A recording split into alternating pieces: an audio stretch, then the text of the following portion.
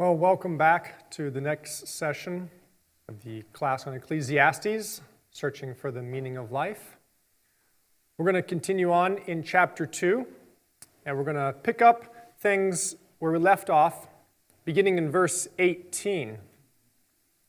So Solomon had just come to this conclusion that all of his effort at pursuing pleasure through wine, through luxury, through construction, through wealth and things and women and all this led him to the conclusion that none of it truly actually satisfied the question of the meaning of life.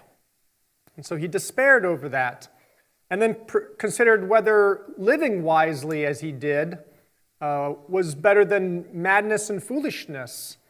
And he ultimately concluded that the fate of both of them are the same. Everybody dies, so living wisely and living foolishly doesn't get you anything in the end. So all of that was puzzling to him and was considered something of hurting the wind, just meaningless, pointless. Continuing on from there here in verse 18, he said, "And so I hated all my labor." Previously, Solomon said that he had hated life because of just how vexing it was that he wasn't able to achieve an answer to the question that he was seeking. And now he says, "I hated my labor. I hated all my labor that I labored at under the sun." Why? Because I must leave it to the man who comes after me. So he hates all the work he's done because he doesn't get to keep it.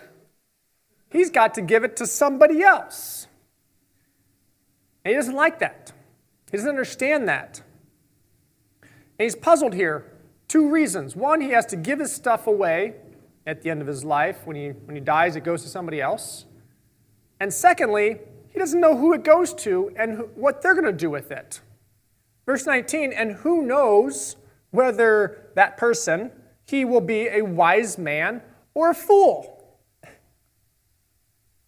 Who knows, he says, if they're going to be wise or foolish. Now, why is that a problem?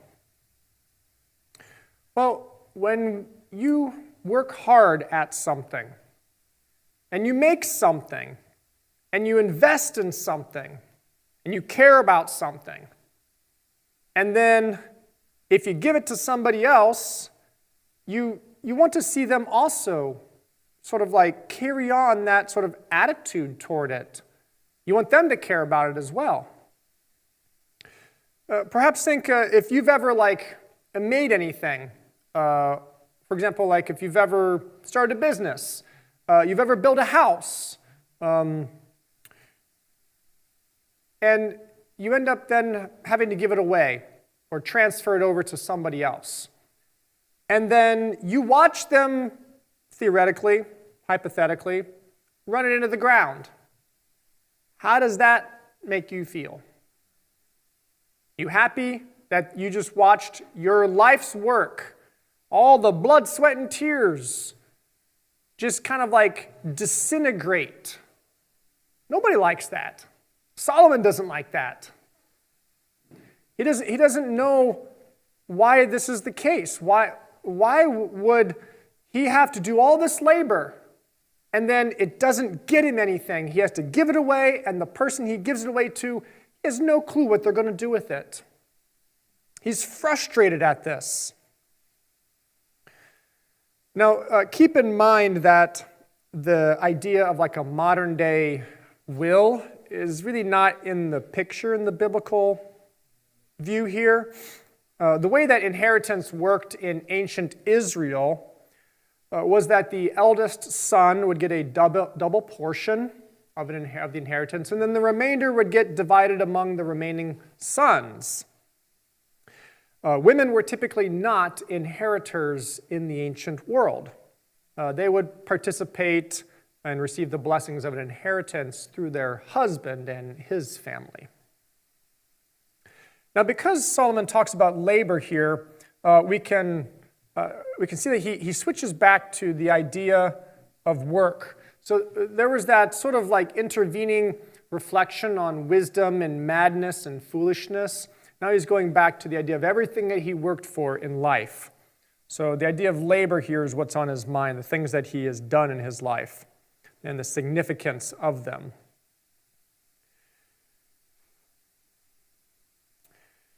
I think we can all resonate with Solomon's sort of angst here about this situation, about these circumstances. And that if you were in his shoes and having this massive kingdom and empire and just buildings and horses and flocks and servants and all these things, and then you'd want to know where it's going after you're gone. You want to know what happens to it. If Solomon were to remain around and watch what happened, and if it got mishandled or mismanaged, I'm sure it would break his heart just like it would break our heart if what we had put so much time and effort into was not cared for in the way we thought it should be or handled the way we thought it should be. Now, here at the end, second half of verse 19. So he doesn't know whether this person will be a wise man or a fool. Yet, regardless of whether he's a wise man or a fool, he will rule over all my labor that I've labored at and in which I've been so wise under the sun. His concern really is about a fool, I think, taking ownership. It's not about another wise person. He probably would actually appreciate knowing if it was a wise person. But he's really concerned about a fool having ownership of and ruling over all the stuff that he has been so wise for so many years to construct and to bring about. And so then he comes to his conclusion that it's a pointless thing. It's a pointless thing because you can't control who inherits your stuff. So, I turned about. This phrasing here, I turned about, refers to kind of like Solomon changing his attention and his direction of thought. He turned about and he gave his heart over to despair concerning all the labor that I had labored at under the sun. It weighed so heavily on him that he turned his heart over to despair. It's almost like he saw everything that was going on, and he had had enough of it, and he just turned and walked away in despair.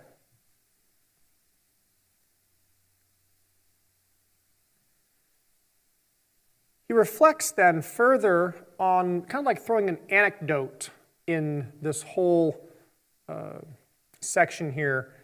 So he talks then kind of from a third-person perspective. He says, for there is a man, he could also say, I've known a man, but there's a man whose labor is with wisdom, and he could also even be talking kind of reflexively about himself here. We're not sure who the person is that he's addressing here, the man. For there's a man whose labor is with wisdom, with knowledge, and with skill. Those are three really important things. And they describe Solomon. Yet, he must leave his portion, this idea of portion inheritance, must leave his portion to a man who has not labored for it. This also is pointless, and not just pointless, it's a great evil, he says. So it's a problem that somebody's going to get his stuff after he's gone. It's a problem that he doesn't know if it's going to be wise or foolish. And now it's also a problem that they didn't do anything to contribute to it. They're getting all this stuff for free. He's like, this is wrong. He doesn't use the word wrong. He said, this is pointless.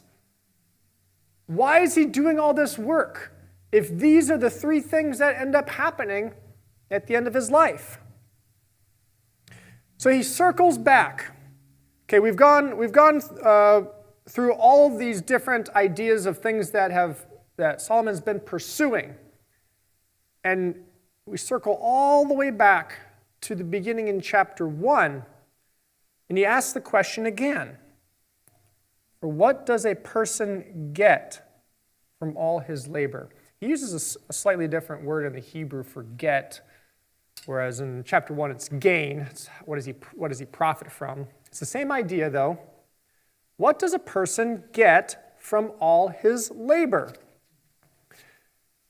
If you don't get to take anything with you, if living wisely doesn't really amount to giving you an edge or an advantage over the fool, if everybody dies together at the end of their lives, if whatever you make and get, you end up, you come into the world with nothing, you leave the world with nothing, it's an equal footing for everybody. There's this injustice. That's really the heart of what Solomon's getting at, is he sees there is an injustice in all of this work that he's done in life and what will end up happening. He even says here that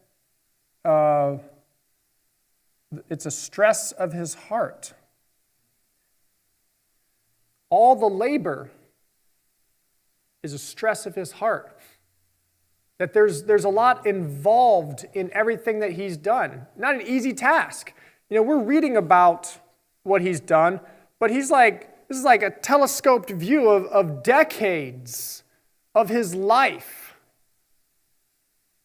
And so there's just an enormous amount of effort behind this pursuit of pleasure, wealth, luxury, construction, and women, and all this type of stuff, and looking at, does living wisely, did that give me anything? No, not really. And everything else that I have is going to end up going to somebody else who might be a fool and waste it on frivolous things.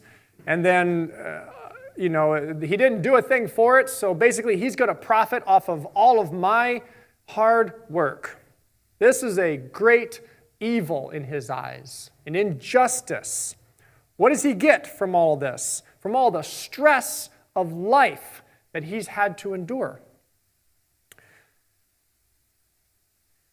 He characterizes further this life as days of pain, and that the business of work is frustrating. I mean, when we read all the stuff that Solomon attempted, you guys think there was like a little bit of stress in some of those things? A little bit of oversight, so a little bit of work to make sure those things actually succeeded. I think it's hard to imagine just the extent of effort that he had to exert to achieve everything that he set out to do. So the idea of laboring, and maybe it's not just Solomon. I think all of us can testify that working is hard. Working is called work for a reason. And when your days are filled with work, the days are filled with just activity, and the activity usually comes with either physical pain, emotional pain, mental pain, frustrations. And Solomon even goes so far to say that with everything that I've done, all the pain and the frustration that I've gone through, yes, even at night, he says his heart does not rest. Now, he's talking about this man in third person. Like I said, this is like an anecdote he's throwing in here. Could be himself. He's sort of like using a rhetorical device, perhaps, or it could be somebody else that he knows. But certainly he feels the guy's pain with him, because he's describing a very similar situation to what he's experiencing. That even at night, his heart does not rest. It seems that sleeplessness, that Solomon is saying there's the sleeplessness that comes with this injustice is also weighing on his mind. And this is also pointless. In the book of Proverbs, in chapter 13, the idea of inheritance comes up where we wonder, like, why does Solomon have such a pessimistic outlook on giving his stuff away to someone else? What about his kids? Would he also think that leaving everything he's built to his son is such a bad thing? Because in Proverbs it says that a good person, which is another term for somebody who uses wisdom, a good person will provide an inheritance for his children's children. That is what a good person will do. And Solomon is saying that he can't imagine why life works this way, that he has to give away his stuff when he's dead. And he finds this to be pointless. Inheritance, it seems to be this line of reasoning that he brings up about wisdom it's in kind of like a little bit of a particular perspective. We were talking about wisdom earlier in the last session, that it's not godly wisdom necessarily that Solomon's trying to say he's using. So when we're talking about wisdom, we're talking about Proverbs and what it means to live the good life and to follow godly wisdom. That perspective is not always what Solomon is adopting and trying to put forth here. Because surely Solomon would see that there is a good thing involved in all of his labor that he's done that then can benefit his family, either in the present or when he's gone in the future. I mean, this is a basic motivation of parents of all time, that you save up and store up wealth to give to your children so that you can support them and perhaps give them what they don't have and offer them a better future. It seems that Solomon detests this idea that hard-earned wealth would go to someone else undeserving of it. And it seems that his perspective about all the pleasures, the wealth, and the luxuries, and everything he worked so hard for that didn't satisfy him, that he's kind of soured about the whole thing. And the thought of them going to someone else is really repulsive, because a person didn't really gain anything from all their years of labor. He didn't gain anything. And so in essence, Solomon is claiming that enjoying pleasure and accumulating wealth, while those don't really offer an answer to the meaning of life, that looking at life through hard work that goes to someone else, he finds that to be beyond appropriate. He wants life to sort of follow a pattern that leads to meaning. And when it doesn't, then he turns on it and criticizes it. So I just want you guys to understand that that's the way Solomon's mindset works. And as we're reading wisdom literature here, we have to keep in mind that the statements and descriptions that are made are not just at face value some sort of like ultimate truth. That Solomon is explaining himself and his quest and his journey and the things that he's observing. And he's giving you his perspective on them. And if we don't think about things in terms of Solomon's perspective, then we might really scratch our heads wondering, how is this actually really true? And why is he so bitter about life? Did he not really have much enjoyment? But he says he did. So then what's he upset about? So we just have to keep in mind what Solomon's really trying to convey here. All right. Now that we've had all the negativity of Solomon sort of come out in full force, and seems like life just is really rough in his eyes. And what's the point of it all, he says? There's not one. You know, he did everything to only come back around to the beginning, and probably should have said, man, I'm dumb. I should have saved myself all that trouble because I didn't get what I wanted from it. I didn't answer the question of all questions. What does a person gain from all his labor? Well, at the end here of this section, Solomon does turn to then talk about labor and kind of like a after he's done his investigative work, he sort of like takes his investigator cap off, and then he kind of puts on sort of like what I would call the more like down-to-earth hat.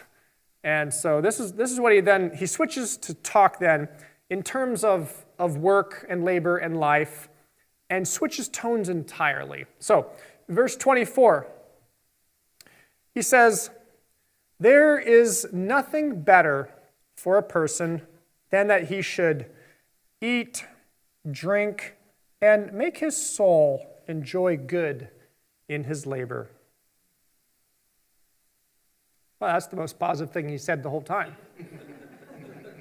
So where'd this come from, Solomon?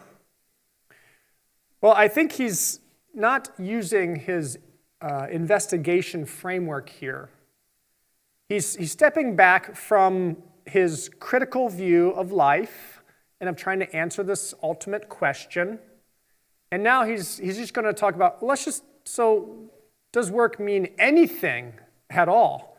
Does what you labor for have any meaning? Not ultimate meaning, because that's what he's preoccupied with originally, is does it give any ultimate meaning to life? But I was just kind of like, well, let's just talk about work and labor and like what it actually can mean. And he uses this language here at the beginning. There's nothing better for a person. This is like a formula he uses to introduce the idea of the admission of a fact. It's not that he's giving some sort of absolute here, as though this is the best thing in existence. There's nothing better, that there's no higher value than what he's about to say. He's just saying that this is actually a fact for him. He wants to set this forth. So he says there's nothing better for a person than that he should eat and drink and make his soul enjoy good in his labor. This eating and drinking, it's not like gluttonous eating, and it's also not drunkenness. He's just saying enjoying the things of life, enjoying the basic occupations of life, of eating food and drinking beverages, which probably was wine. He sort of has this sort of carpe diem, I think, attitude here of that just to enjoy the moment with what you have from all the hard work that you've done. Eat the food that you've earned. Drink the drink that you've earned. And enjoy the satisfaction, the good that you've done in your labor. I think it's interesting that he follows this up. He says, "This I also saw, that it is from the hand of God." This is something he says he believes is given to humankind by God. God gives as a gift the enjoyment of one's work. Previously, Solomon had criticized work as something that only produced pain and frustration and restless sleep. Now he flips that paradigm on its head and says that work is actually a true source of satisfaction and something to be enjoyed. And that no one can actually truly learn to enjoy life and what they receive from all their work unless they receive it from God, from the hand of God. That's because God created everything to be enjoyed. And so if somebody's going to enjoy something, then God's the one who's going to give it to you to enjoy. He's going to give you the enjoyment. The ability to enjoy the good things of life is a gift from God, and those who recognize God's rule, God's authority, they, according to Solomon, should have, more than others, the capacity to enjoy life. In wisdom literature, as we know Ecclesiastes is, there's often a strong view that everything is happening according to God. God is controlling everything that's happening in the world. A lot of time in wisdom literature, they see the world operating in a very mechanistic way, that things don't just happen by chance, that God is working all things in the world in the ways that he wants. And there's a lot of cause and effect relationships that are discussed and presented.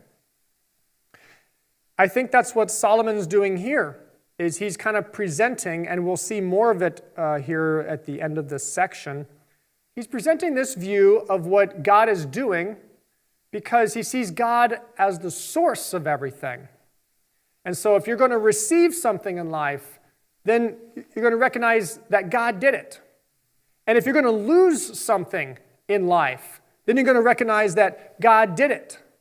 That's the way that wisdom literature works. And that's here in verse 25, he continues on. So he saw that the ability to eat and drink and enjoy good in labor, this is from the hand of God. For who can eat or who can have enjoyment apart from him? He sees that it's really dependent upon God to enjoy these things. For to the one who pleases him, God gives wisdom, knowledge, and joy. These three wonderful things. But on the other hand, to the sinner, he gives the business of gathering and collecting, only to give to the one who pleases God. But also, this is also pointless in herding the wind. Let's make sure we don't forget that point. Because that's at the end of the day, everything he sees relates to his ultimate question, the quest he's seeking to answer. Here at the end, after establishing that he sees God kind of orchestrating the enjoyment of material blessings, he turns to address this principle here, that he sees that the one who pleases God, then God gives him wisdom, knowledge, and joy. So on the one hand, you please God, you get something good. You get wisdom, knowledge, and joy. On the other hand, if you're a sinner, meaning like you actually rebel against God, you disobey God, you oppose God, then God gives you basically the task of gathering and collecting wealth. That God tasks you with working hard and gathering and accumulating things for the reason of then giving it to the person who pleases him. So he views this exchange as a divine principle, that the one who opposes God, God assigns him this task of then serving. They're going to inadvertently serve the ones that please God. And this is something actually that we do find in the book of Proverbs as well. The verse that I was talking about previously, that the second half of the verse is that the wealth of the sinner is stored up for the righteous. So a good person will provide an inheritance for their children's children, and then the wealth of the sinner is stored up for the righteous. So in the book of Proverbs, as the wisdom literature, we see this theme as well of like that God uses things in the world, such as sinful people, to then bless his people. Now, how that really works out, that's really only for God to know and to understand. We don't have knowledge into those details and intricacies of the world, but to just understand that the writers of the wisdom literature, they see it important to understand the way that God blesses those who do what is right. And a lot of wisdom literature is trying to not tell you absolute facts and realities about truth and things like that, but to get you to have a certain way of thinking about life. Usually to say, would you rather do A and be part of group A, or would you rather do B and be part of group B? So if group A receives wisdom, knowledge, and joy because they do what pleases God, and then group B are the people who oppose God, and they basically work their whole life and then lose their wealth, and God gives it to the people who please him, which group do you want to be in? The idea, I think, is it's pretty motivational to go to group A because that's where the blessings are. That's where the joy, the wisdom, the knowledge, and everything that brings about the good life.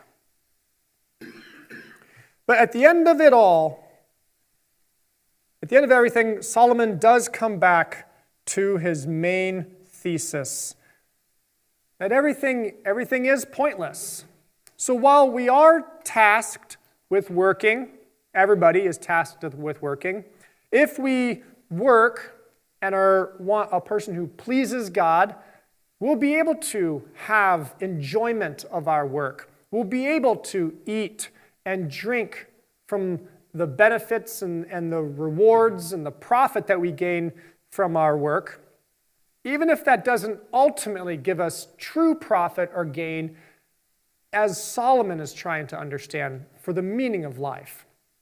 But just because the things we do in the day in and day out of our lives, even if those small things don't give us the ultimate meaning, the answer to the ultimate meaning in life, they do mean something.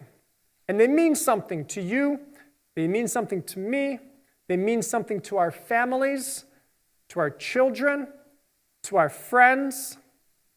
And so that's why I think here at the end, even if Solomon might at the end come back around to seeing things in a pretty bleak, perspective, I think that we should take away from this that God intends for us to enjoy our work. That we should our soul should enjoy the good things that come from working hard. And that God has given these gifts to us and helps us to enjoy life that He has designed and He's given to us. But at the end, really what we do every day, our jobs, how much we make, the food we eat, the stuff we drink, none of it really does matter. None of it ultimately matters. So Solomon is still going to continue on his quest. He has not found the answer to the meaning of life. And so in the next session, we're going to continue in chapter 3, and we're going to talk about the mystery of all the different seasons and times of life. We'll see you next time.